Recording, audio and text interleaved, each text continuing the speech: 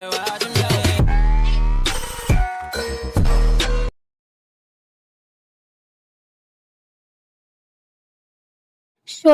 नामक गांव में टुनटुनी नाम की एक गरीब चिड़िया रहा करती थी। उसका इस दुनिया में कोई भी नहीं था। जब वो छोटी थी तो उसके माँ बाप एक एक्सीडेंट में मारे गए थे। उसके बाद वो अकेले रह रही थी। उसके घर में एक सेब का पेड़ था जिसमें ढेर सारे सेब लगा करते थे।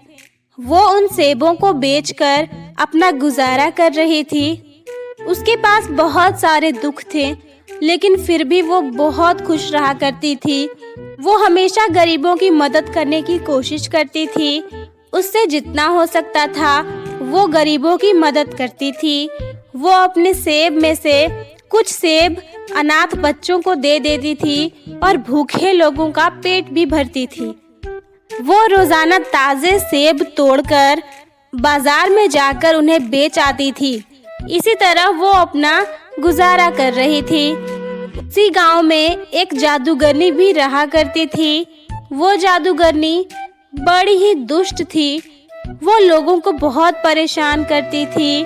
वो गांव में आकर लोगों से कई सारी चीजें छीन लेती थी। डर के मारे लोग भी उसका कुछ नहीं बिगाड़ पा रहे थे।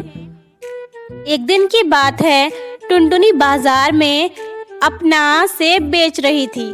तभी वहां पर वो जादूगरनी आ जाती है और टुनटुनी से कहती है, अरे ओ लड़की, ये फल ताजे हैं क्या? तो टुनटुनी कहती है, हाँ जादूगरनी जी, ये सारे फल ताजे हैं। मैंने सुबह ही तोड़े हैं। ये बहुत ही रसीले और स्वादिष्ट हैं। तो वो जादूगरनी कहती है, बस बस ठीक है, ये सारे सेब मुझे दे दो और चली जाओ यहाँ से। टुनटुनी डरते हुए कहती है, ठीक है, आप ये सारे सेब ले लीजिए। मैं आपसे ज्यादा पैसे नहीं लूंगी। जादूगरनी गुस्से में आकर कहती है, क्या तूने अभी पैसे की बात की? तो तू मुझसे पैसे लेगी?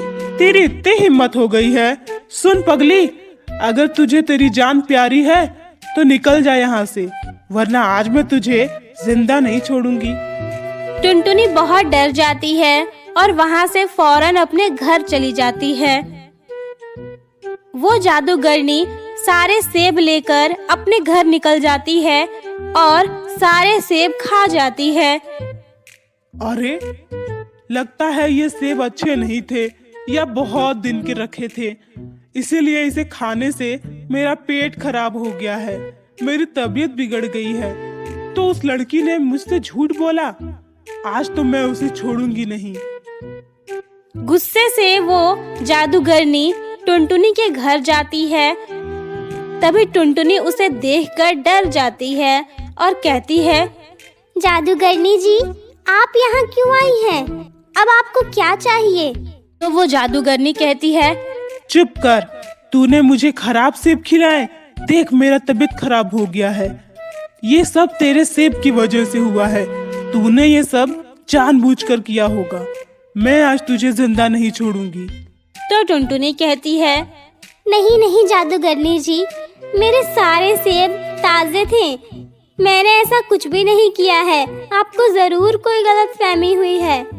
तो वो जादूगरनी कहती है, नहीं नहीं, तू झूठ मत बोल। ये सब तूने जानबूझकर किया है।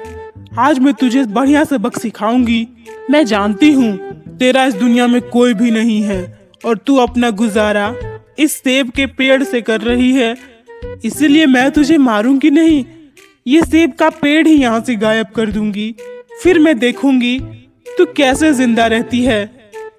इतना कहकर जादूगरनी वो सेब का पेड़ वहाँ से गायब कर देती है और खुद भी वहाँ से गायब हो जाती है।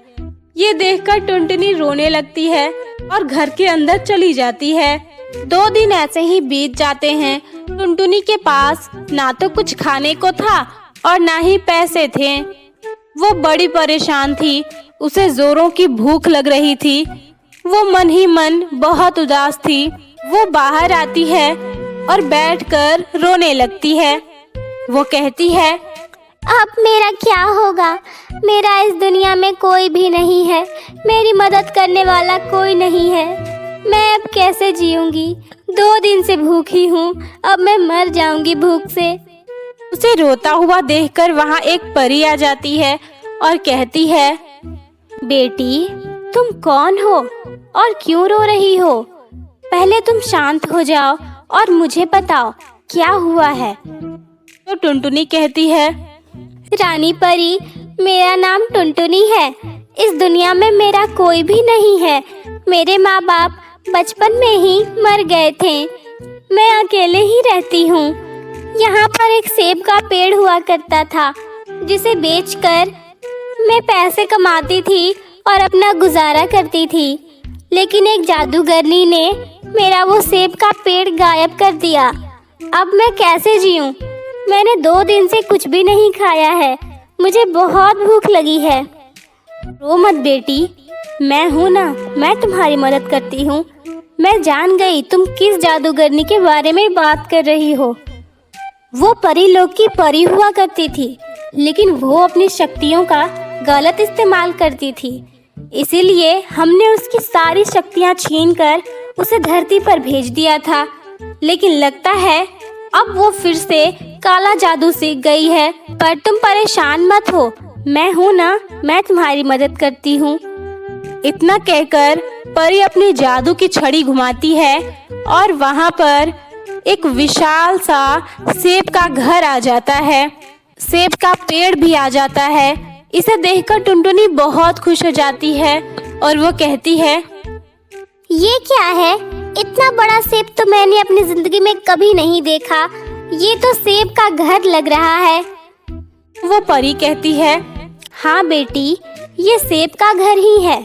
ये मैंने तुम्हारे लिए बनाया है। अब तुम जाओ और हमेशा खुश रहो। ये सेब का घर तुम्हारी हिफाजत करेगा और अगर वो जादूगरनी दोबारा यहाँ आई तो ये उसे सबक भी सिखा देगा। इतना कहकर परी वहाँ से गायब हो जाती है और टुनटुनी घर के अंदर चली जाती है। सेब के घर में जाने के बाद वो देखती है कि अंदर से वो घर बिल्कुल महल की तरह है। इसमें उसकी जरूरत के लिए काफी सामान रखे हुए थे। ये बात जादूगरनी जान जाती है और वो उस घर को देखने और टुनटुनी को बर्बाद करने वहाँ फिर से चली आती है। टुनटुनी के उस घर को वो वहाँ से गायब करने ही वाली थी कि वो सेब का घर कहता है, सुन जादूगरनी, चली जा यहाँ से। अगर मैं अच्छे लोगों के लिए अच्छा बन सकता हूँ तो बुरे लोगों के लिए बुरा भी बन सकता हूँ।